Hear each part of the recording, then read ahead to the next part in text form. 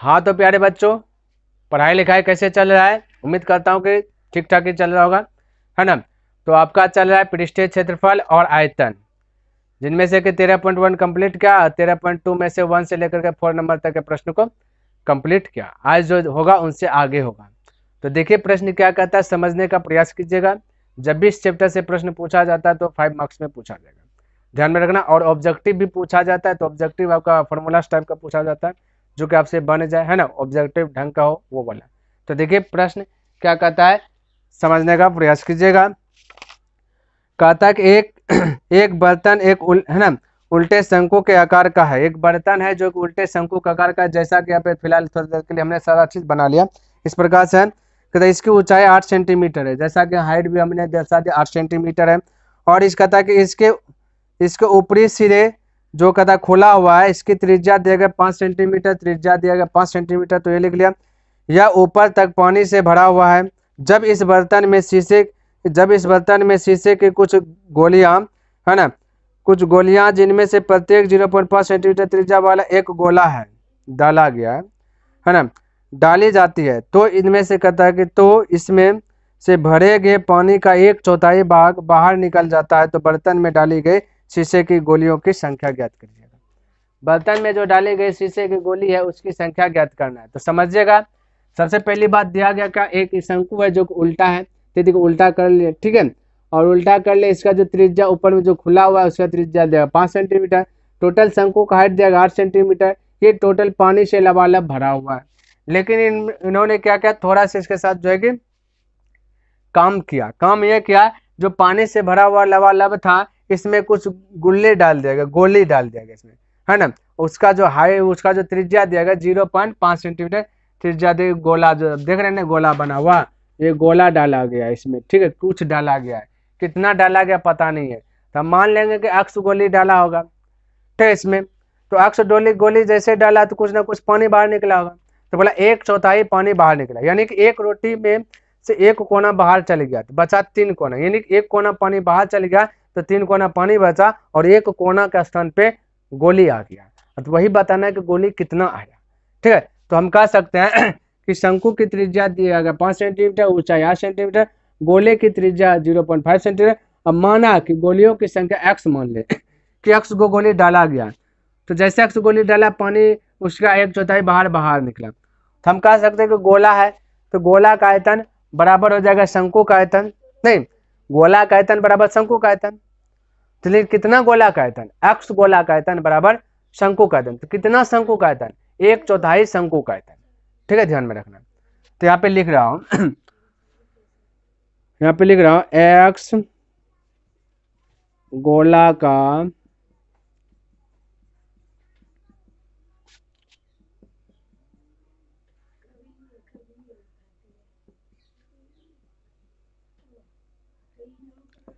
तो यहाँ पे हमने लिखा कि x गोला का आयतन बराबर 1/4 शंकु का आयतन, ठीक है। तो दोनों आपस में क्या आ जाएगा, बैलेंस में होगा। तो x गोला का आयतन होता है 4/3 पाई, अच्छा पाई r दिखेगा, गोला में क्या छुटकी r लिया, पाई r3, ठीक है, बराबर 1/4 शंकु का आयतन होता है 1/3, ठीक है। ये तो 1/4 1/4 बाहर जो पानी गया 1/4, ठीक है, इंटू शंकु का आयतन 1/3 पाई बड़की आर लेना है स्क्वायर h, ठीक है। इस प्रकार से हो गया, दोनों आपस में बैलेंस हुआ। बैलेंस इसलिए हुआ, x गोली जैसे डाले उतना इतना पानी बाहर आ गया, ठीक है, इसलिए दोनों आपस में क्या होगा, 1/4 बाहर ना आया, तो दोनों आपस में बैलेंस तो हो जाएगा, तो बैलेंस हो जाएगा। तो हमें कितना गोली इसमें बच रहा, 1/4 जो पानी बाहर आया, x गोली गया 1/4 पानी बाहर आया, तो दोनों तो बैलेंस में होगा, जितना गोली डाला उतना पानी बाहर गया, इसलिए दोनों यहाँ पे बैलेंस देख दिया। अब कितना गोली डाला हुआ मेरा निकल जाएगा, ठीक है। तो x लिख लिया, इंटू 4/3 तो 4/3, है ना। पाई देखिए दोनों साइड है, तो पाई हम कटा भी सकते, देखिए यहाँ पे थोड़ा सा कटा छटा करके बैलेंस कर देते पहले। देखिए 3 इधर नीचे में है, ये 3 नीचे में कट जाएगा, क्लियर है। पाई इधर है, पाई इधर है, बाकी बात ये r दूसरका वाला है, ये r दूसरका वाला है, कटा नहीं सकते हैं, ठीक है। अब और कुछ बचा, थोड़ा सा हलचल कीजिएगा क्या, देखिए हलचल करते थोड़ा सा, 4 गुना x 4x, चलिए अब हलचल नहीं करते हैं, अब बाकी अब लिख लेते हैं, ठीक है, इतना सा कट गया। अब लिखिए x तो x गुना 4 तो 4, आर देखे कितना है, छोटकी आर देखिएगा तो 0.5 है, इसका क्यूब है, ठीक है। और बैलेंस 1/4 गुना ये आर देखेगा बड़की आर वाला, बड़की आर है 5, तो 5 का क्यूब गुना स्क्वायर है भाई, यहाँ स्क्वायर होगा 5 का स्क्वायर गुना एच, हाइट दिखेगा कितना है 8 दिया गया 8। अब इसको क्या करना है, हल करना है, ठीक है। तो हम कह सकते हैं कि x गुना 4 इंटू 5 का क्यूब होता है 125, लेकिन यहाँ दशमलव है एक अंक के बाद, तो क्यूब है तो यहाँ पे आ जाएगा दशमलव, ठीक है, ये ध्यान में रखना। क्यूब है ना, तो यहाँ पे आपका क्या आ जाएगा दशमलव है, यानी कि दशमलव के बाद 3 डिजिट होना चाहिए, इस प्रकार। तो 0 पॉइंट इस प्रकार से कर सकते हैं, ये हो गया। और बराबर हो जाएगा आपका 5 का स्क्वायर था 25, और ये नीचे में बचेगा 4 और गुना हो जाएगा 8, ठीक है। तो 4 से कटा दिए 2 बार में, ठीक है। चलिए अभी यहाँ पे लिखता हूँ। अब देखिए बचा कितना, गुना कीजिएगा 4 गुना इतना कीजिएगा, बाकी बाद x हो जाएगा। तो 4 पंचे 20 करी 0, ठीक है। और 12 चौके कितना गया 48, 48 2 था 50, 48 2 हो गया 50, तो 1 0 पहले से इस प्रकार से 50 लिख दिया, है ना। और x तो x लिख दिया, ठीक है। दशमलव है, दशमलव का 3 डिजिट, ये हो गया इस प्रकार से। और यहाँ पे बचा 25 गुना 2, ठीक है। तो 50 हो जाएगा, तो बराबर कर देंगे 50, क्लियर है। अब दशमलव के बाद 0 लिखिए अथवा ना लिखिए, बात तो बराबर होगा, ठीक है। दशमलव के बाद 0 लिखिए या ना लिखिए, बात तो बराबर हो जाएगा। तो 0 अगर हम नहीं लिखते हैं तो इस प्रकार से हो जाएगा कि 0.5, है ना, x तो x बराबर हो जाएगा 50, या करके बोल सकते हैं। अब गुना जाएगा भाग में, तो x बराबर 50/0.5, पॉइंट उड़ेगा 0 यहाँ आ जाएगा, ठीक है। 5 से कटेगा तो एक बार में, यानी 100 आ गया। तो 100 गोली की संख्या होगा, ठीक है भाई, 100 गोली की संख्या होगा। चलिए लिखिए इसको।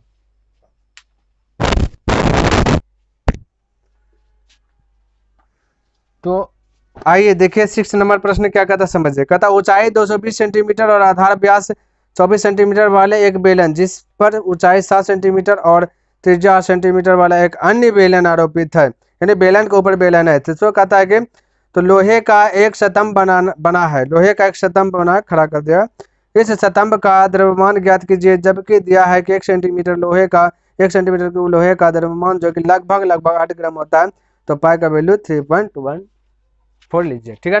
जैसा कि आप हमने पहले से लिख लिया, आपको दिया गया एक बेलन है जिसकी हाइट 120 है और इसका व्यास दिया गया 24, तो त्रिज्या आ जाएगा 12, आधा आ जाएगा। और इसी के ऊपर एक बेलन और बना दिया गया, इसकी त्रिज्या दिया 8 सेंटीमीटर, हाइट दिया गया 60 सेंटीमीटर, ठीक है। ये एक खड़ा कर दिया स्तंभ, एक खंभा दिया खड़ा कर दिया गया, ये बना दिया गया, ठीक है, खड़ा कर दिया गया। और हमसे बोला गया कि स्तंभ का जो कि द्रव्यमान ज्ञात करें।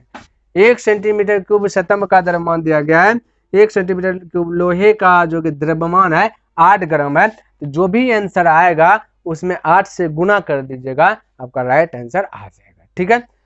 तो यहाँ पे एक बेलन 2 बेलन होगा, तो दोनों बेलनों के आयतनों का योग ज्ञात करना पड़ेगा, ठीक है, आयतन ज्ञात करना पड़ेगा, ठीक है।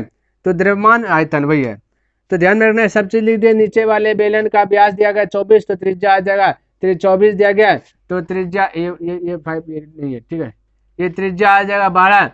फिर नीचे वाले बेलन की ऊंचाई 220 सेंटीमीटर है, ऊपर वाले बेलन की त्रिज्या 8 है, तो ऊपर वाले बेलन की ऊंचाई दिया गया 7 सेंटीमीटर, तो 1 सेंटीमीटर दिया, टोटल चीज लिख लिया। स्तंभ का द्रव्यमान हमें ज्ञात करना है, तो दोनों बेलन के आयतनों का योग, ठीक है। तो दोनों, अच्छा एक बात और बताता हूँ, दोनों लिखना है, ठीक है। एक बात और, किस सवाल नंबर 5 में किस है ना, कुछ जगह हमने क्या कर लिखने में मिस्टेक किया, तो वो आपको कमेंट करके बताना है कि कहाँ पे हमने इतना मिस्टेक किया, ठीक है। देखते कौन कौन बताता है। आइए, तो स्तंभ का द्रव्यमान बराबर दोनों बेलन के आयतनों का योग। तो बेलन का आयतन होता है पाई आर स्क्वायर एच, तो ध्यान में रखना, तो पाई एगो में लेना है बड़की, ठीक है, तो पाई आर स्क्वायर बड़की H, pi R square H plus pi, है ना, छोटकी आर स्क्वायर एच, ठीक है। ध्यान में रखना, पाई पाई दोनों में, तो पाई पाई कॉमन आ जाएगा, तो एक पाई कॉमन ले लीजिए, है ना, और एच तो अलग अलग है, तो बचा बड़ी आर स्क्वायर फिर बड़ी की एच प्लस छोटी आर स्क्वायर और एच बचा, ठीक है। चलिए अब इसको हल करें, पाई का वैल्यू वाला 3.14 लेने के लिए, ठीक है। आर देखिए बड़की कितना है, तो बड़की आ रहा है 12, तो 12 का स्क्वायर करेंगे, तो जैसे ये वाला ब्रैकेट के अंदर ब्रैकेट है तो इसको मंथली ब्रैकेट गुना एच, एच कितना हाइट बड़की एच, यहाँ बड़की एच है ये, ठीक है, ये बड़ी वाला एच है, ध्यान में रखना, 220, तो 220 लिख दिया, पहले छोटकी आर कितना है 8 है, तो 8 का स्क्वायर कर दिया, ठीक है, और गुना छोटकी एच कितना है 60 है, 60 कर दिया, इसको ब्रैकेट के अंदर रख लिया। हल कीजिए 3.14 और ये 12 का होता है स्क्वायर 144 गुना 220 प्लस 8 का होता है 64 गुना 60, ठीक है, इस प्रकार से। चलिए एक स्टेप और बढ़ लेता हूँ, 3.14 और इसको गुना कीजिए, 22 चौक 88, 22 चौक 88 और 8 90 चौक 96 करीब 6 तो 9, 22 चौक 22 9 31 1 0 1 0, ठीक है, ये बोला, फिर प्लस 64 गुना 60 छो चौक 24 करीब 4 छो चाक 36 2 38, ठीक है, 1 0 तो 1 0 है ना। चलिए ये ब्रैकेट के अंदर अब आए तो इधर यहाँ पे तो जोड़ना है, तो कह सकते हैं कि 3.14 और ये आपका जो ब्रैकेट है ये गुना का चिन्ह है, ध्यान में इसको जोड़िएगा, ठीक है, तो 0 और 0 तो 0 ये हो जाएगा, फिर कहेंगे 4 और 8 12 करीब 2 हो जाएगा, ठीक है, फिर कहेंगे कि 8 और 6 14 और हाथ में 1 था 15 करीब 5 हो जाएगा, तो चलिए फिर कहेंगे 3 और 1 4 हाथ में था 1 5 और ये हो जाएगा 3, इस प्रकार से यहाँ वाला 3 आ जाएगा, बच जाएगा, ठीक, 1 2 3 4 5 1 2 3 4 5। अब गुना कर दीजिएगा इतना इसमें, ठीक है, इसको इसमें गुना कर दीजिएगा, है ना, या फिर कटा भी सकते हैं या तो गुना ही कर देते हैं, ठीक है, देखते हैं गुना करके कितना आता है, तो इसको गुना करने के बाद ये वाला पॉइंट आया, ठीक है लेकिन ये आंसर होगा नहीं क्योंकि हमें आंसर निकाले 1 सेंटीमीटर, ये तो द्रव्यमान निकाले ना, आयतन निकाले ना। अब 1 सेंटीमीटर क्यूब लोहे का द्रव्यमान दिया गया इतना 8 ग्राम दिया गया, 1 सेंटीमीटर लोहे का द्रव्यमान 8 ग्राम दिया गया, तो ये आपका इतना सेंटीमीटर लोहे का द्रव्यमान कितना आएगा, ठीक है, तो लिख देता हूँ यहाँ पे एक बार थोड़ा सा, 1 सेंटीमीटर क्यूब लोहे का द्रव्यमान, है ना, क्या पता दिखता है कि नहीं, 8 ग्राम बोल रहा जो ये लिखेगा, ठीक है, तो इतना का कितना होगा, तो इतना गुना करना है 8, ठीक है, तो लिख देता ये भी 111,532.8 है ना सेंटीमीटर क्यूब लोहे का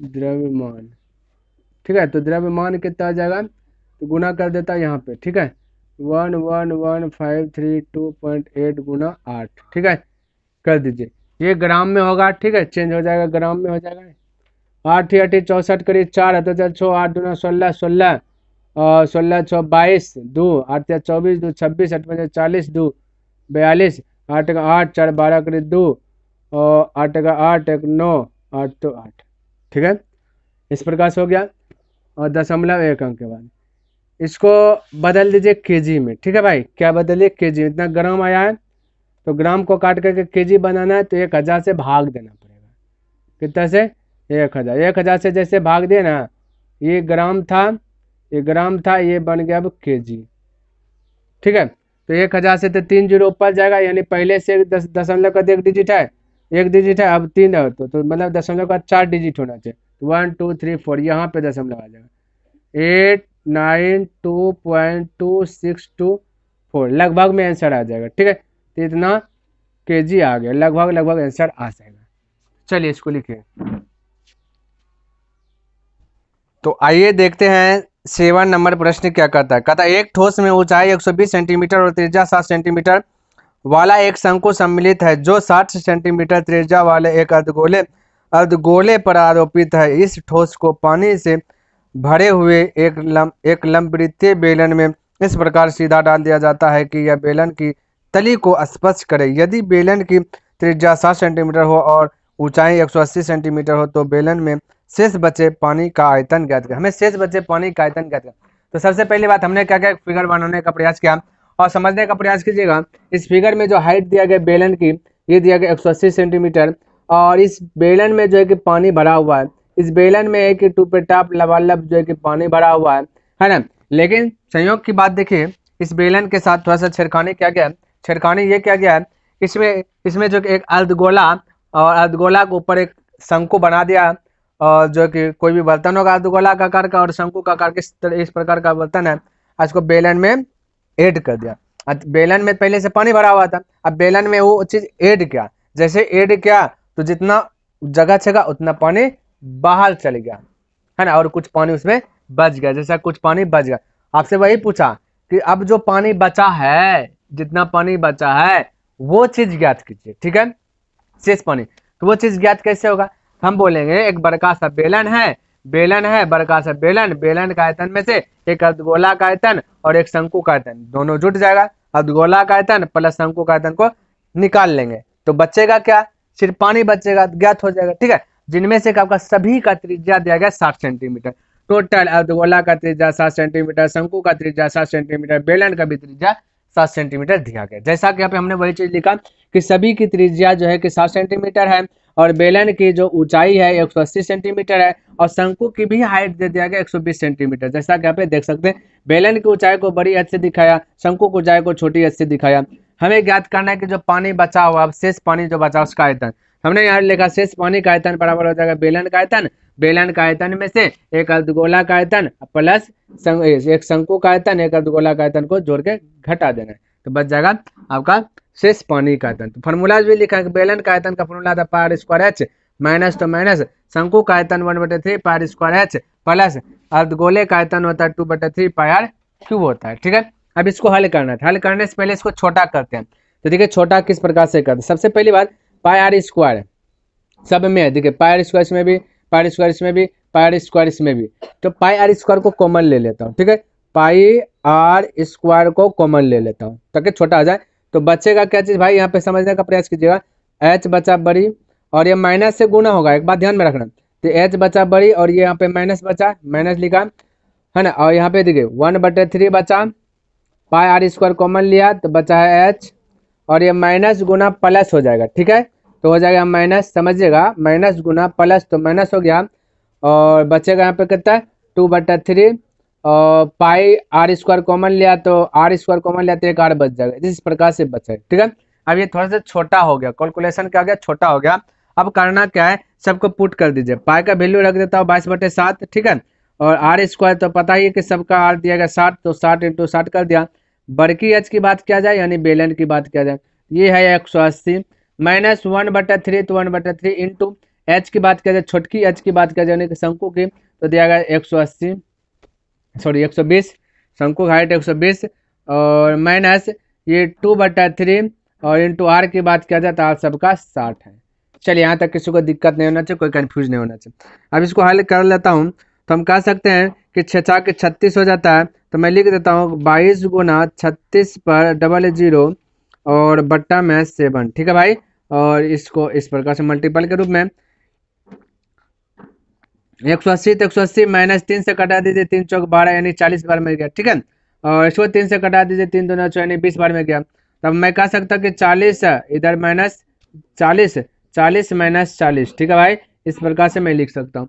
चलिए अभी यहाँ पे लिखता हूँ, हो सके नीचे नहीं दिखे तो दिखेगा 22 गुना इतना कर लेता हूँ, ठीक है, तो 22 × 36 कर लीजिए, तो 22 छक्का 32 से यानी 132 करीब 2 हाथ बचा 13, 22 तिया 66 66 और 13 66 3 69 10 79 करीब 9 हाथ बचा 7, ठीक है, और 7 तो 7 ही लिख देता हूँ। इस प्रकार से 792 पर 2 जीरो लगा दीजिए, ठीक है, 2 जीरो लगा दिया, बट्टा में रख देना है 7, ठीक है, जैसा कि 7 है, और 180 में से माइनस 40 माइनस 80 तो 180 में से 180 में से 80 घटा देंगे तो 100 बचेगा, नहीं समझे, यहाँ देखिए। चलिए एक स्टेप बढ़ाता हूँ, 180 है और ये दो को माइनस है तो जुट जाएगा, तो जुटेगा 40 हो जाएगा 80, ठीक है, इस प्रकार से। फिर मैं बोल सकता 79200 पर 7 और गुना हो जाएगा कितना 100 हो जाएगा, ठीक है भाई। अब ये इतना सा मल्टीपल के रूप में रहा और ये जो आपका निकलेगा सेंटीमीटर क्यूब में निकला, ठीक है, आयतन सेंटीमीटर क्यूब में होगा, लेकिन आपका जो कि इसको मीटर में चेंज कर लेना है, ठीक है, शेष बचे पानी का आयतन याद करना है, इसको मीटर में चेंज करके आंसर बताना है। तो मीटर में, ये सेंटीमीटर क्यूब है, समझिएगा मेरी बात को। 1/100 करना पड़ेगा, ठीक है, क्योंकि देखिए 100 से 1/100 से 100 से मतलब कि देखिए 1 सेकेंड, सेंटीमीटर क्यूब है ना, इसको मीटर में बदलने के लिए 1/100 करना पड़ेगा, थोड़ा सा मिस्टेक होगा, 1/100 से गुना करना पड़ेगा, ठीक है भाई। तो 3 बार करना है तब मीटर क्यूब में बदलेगा। तो देखिए 3 बार किस प्रकार से किया जा सकता है, वहाँ पे आपको ना दिखे तो यहाँ पे मैं थोड़ा सा ये इस प्रकार से मैं एक बार लिख दिया और यहाँ पे अब लिख देता हूँ। तो मैं कह सकता हूँ कि यहाँ देखिए छोटा सा थोड़ा सा यहाँ पे लिखता हूँ 79200 गुना हो जाएगा 100 से गुना होगा ना। चलिए यहाँ पे 100 से गुना हो गया तो इतना बटे इतना हो गया, ठीक है। और ये सेंटीमीटर क्यूब है तो मीटर क्यूब में बदलेंगे तो 1/100 एक बार, 1/100 2 बार, 1/100 3 बार, ठीक है। अब देखिए ये 100 से 100 गया, 2 जीरो से 2 जीरो गया, बचा आपका कितना भाई 100 नीचे बचा और 7 बचा और बाकी बाद इधर ऊपर बचा 792। तो ऐसा करते हैं ना 792 से पहले भाग दे देते, बाकी बाद 100 का कम करेंगे। 7 से देखिए भाग दे रहा हूँ, ठीक है। यहाँ पे 7 कहाँ 7, फिर से 7 कहाँ 7 है ना, बचा 2 2 यानी 22 हो गया, 7 21 बचा 1, दशमलव देंगे 10 हो जाएगा, 7 कहाँ 7 यानी बचा 113.1/100। दशमलव के बाद पहले से एक डिजिट है और 2 को ऊपर जाएगा, यानी कि टोटल दशमलव के बाद 3 डिजिट हो जाएगा। यहाँ पे लगेगा 1.131 है ना, ये हो गया आपका मीटर को लगभग में आंसर देना, ठीक है भाई, लगभग में ये सब का आएगा। ये हो गया आपका राइट आंसर। चलिए लिखे।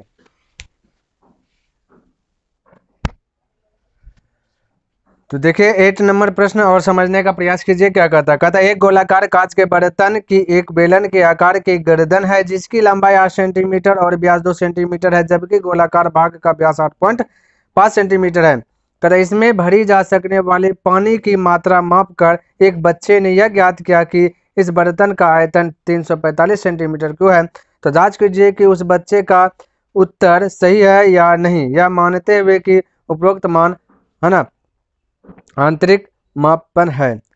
जहाँ कहता पाई का वैल्यू ज्ञात कीजिएगा 3.1 ले 3.3.14 लेने के लिए, ठीक है। तो सबसे पहली बात इस प्रकार का जो है कि आपका गर्दन बेलन के आकार का गोला काथी है, जैसे सुराही सब देखते हैं ना, सुराही सब उसी प्रकार से समझिए बना हुआ है फिगर, जिनमें से किसकी हाइट दिया गया 8 सेंटीमीटर दिया गया है। और व्यास की बात किया जाए बेलन का जो यहाँ से यहाँ तक जो व्यास होगा, इसमें यहाँ से यहाँ तक पूरे व्यास होगा वो दिया गया आपका 2 सेंटीमीटर, तो त्रिज्या हो जाएगा इसका आधा 1 हो जाएगा, ठीक है। उसी प्रकार से यहाँ पे देखा जाए तो इसका व्यास दिया गया टोटल यहाँ से यहाँ तक दिया जाए 8.5 सेंटीमीटर, तो त्रिज्या हो जाएगा 8.5/2, ये हो जाएगा। इसको लिख देता हूँ बड़ी त्रिज्या, ठीक है। इस प्रकार से यहाँ पे वही लिखा कि गर्दन है बेलन के आकार का है, इसकी ऊंचाई दिया 8 सेंटीमीटर, व्यास 2 सेंटीमीटर, त्रिज्या 8 है ना 1 सेंटीमीटर। तो गोले का व्यास दिया गया इतना, तो त्रिज्या इतना होगा। हमें ज्ञात करना, बच्चा ने आंसर निकाला 345 सेंटीमीटर को, तो हमें ज्ञात करके देखना कि उसका आंसर सही निकला है या गलत निकला। तो कैसे ज्ञात होगा कि गोला का आयतन प्लस बेलन का आयतन कर देंगे, है ना, तो आपका हो जाएगा बेलन का आयतन प्लस गोला का आयतन, दोनों में स्क्वायर साइड से आएगा। तो बेलन का आयतन पाई स्क्वायर एच और प्लस गोला का आयतन 4/3 पाई आर क्यूब। तो यहाँ पे देख लीजिए वही चीज लिखा कि बेलन का आयतन pi square H plus 4/3 pi R. तो यहाँ पे पाई देखिए यहाँ पे कॉमन ले लेता हूँ, ठीक है, क्योंकि इसमें से पाई तो हो सकता है थोड़ा छोटा हो जाए।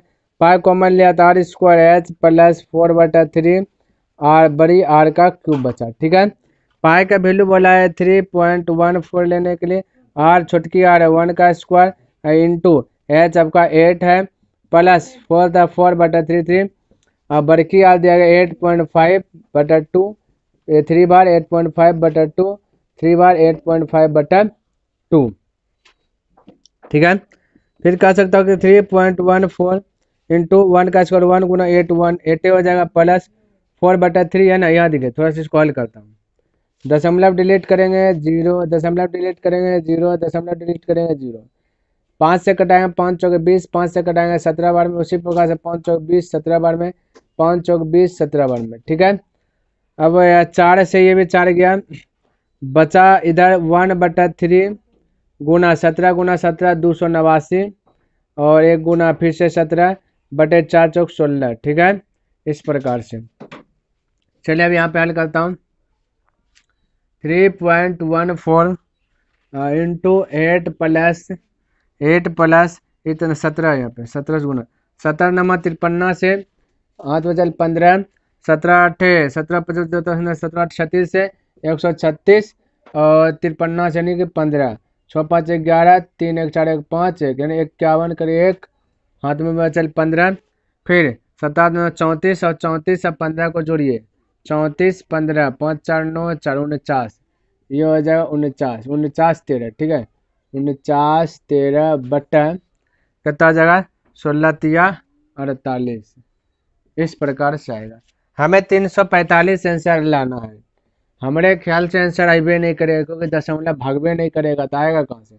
3.14 इंटू थोड़ा सा और बढ़ा लेता हूँ, एलसीएम लीजिएगा 48 आएगा, ठीक है। तो 48 गुना 8 कीजिएगा 8 8 64 करीब 4, हाथ में बचल 6 8 चौके 32, 8 चौके 32 32 और 6 32 6 38 प्लस 49 49, ठीक है 13, इस प्रकार से। फिर से 3.14 और इसको जोड़िएगा, ठीक है 3 4 7 1 8 9, ठीक है 9 3 12 के 2 4 1 5 बटा 48, थोड़ा सा कटाइएगा 2 से तो ये 16 बार 16 कहते 24 बार में, और इसको 2 से कटाइएगा 2 1 2, फिर 2 1 2 2 5 10 2 7 14 यानी कि 1.57 और गुना 5297 अब बट्टा क्या आ जाएगा 24, इतना से गुना करके 24 से भाग देना पड़ेगा क्योंकि कटेगा ही नहीं।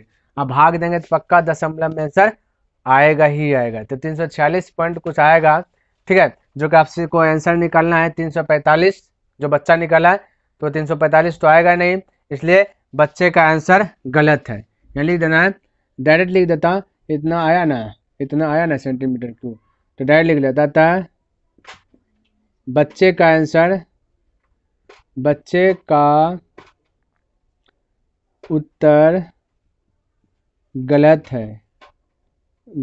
है बस इतने सा लिख दीजिए, ठीक है। इसको हल कीजिएगा 346 पॉइंट कुछ कुछ आएगा। तो साथियों 13.2 कंप्लीट हो गया। तो उम्मीद करता हूं कि जो भी प्रश्न बताया मैंने सभी प्रश्न आपको अच्छी प्रकार से लर्न हुआ होगा और पसंद भी आया होगा। तो कैसा लगा यह वीडियो कमेंट करके अवश्य बताएं, और हो सके तो अपने मित्रों के साथ भी इसे शेयर कर दें। तो मैं नेक्स्ट दिन मिलूंगा इनसे आगे लेकर के, तब तक के लिए धन्यवाद। जय हिंद, जय भारत।